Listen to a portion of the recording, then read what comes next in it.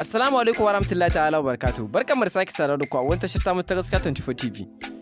A yau muka muku jerin jaruman kannywood da mawaka da suke haifaffun kasar Niger. Amma kafin na ku danna ma subscribe da kuma alamar karawa don mu samu shirye-shiryen mu.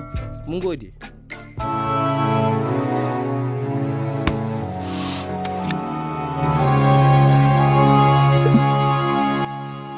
Gaskiya 24 TV.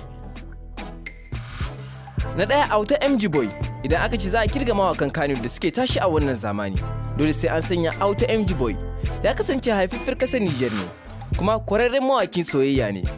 Kwa sabon shirin Adam Zango mai suna Farin Wata Mai Dogon Zango shine yi wakokin cikin fim din.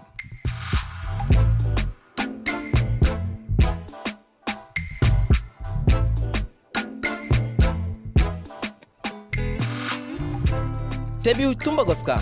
Jaruma ta yi matukar suna a shekarar 2013 a sakamakon fim din da ta fito mai suna Goska. Shi yasa ma aka kara mata Goska a gaban sunanta.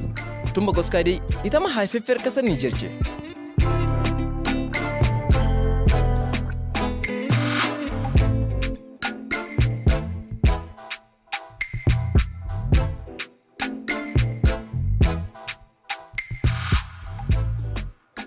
Da uku Fati Niger. Idan ana neman mawakan kannywood mata, dole a sanya Fati Niger. Ta yi wakoki masu yawan gaske a kannywood da kuma na yabo. Ita ma dai haifaffiyar kasar Niger ce, shi yasa ma aka haɗa sunanta da sunan kasar ta Niger.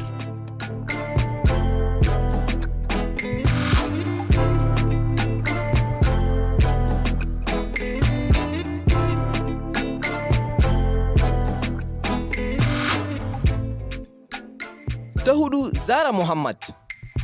Zara Muhammad wacce ake kira da Zara Diamond ta fara fitowa a fina-finan Hausa a shekarar 2018, haka zalika ita mayar kasar Niger ce.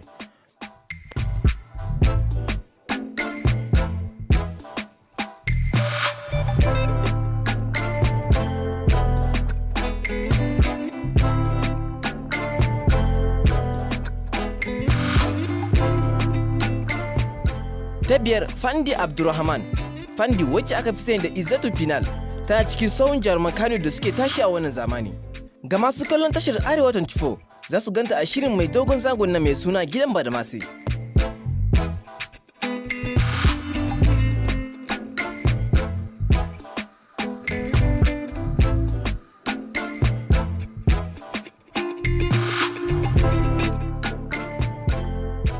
Ta shida Rakiya Musa. Rakiya Musa ana kuma kiranta da Aisha Humaira. Sunan ya samo asali ne a wani fim da ta fito mai suna Aisha Humaira. Ita ma dai haifaffiyar kasar Niger ce.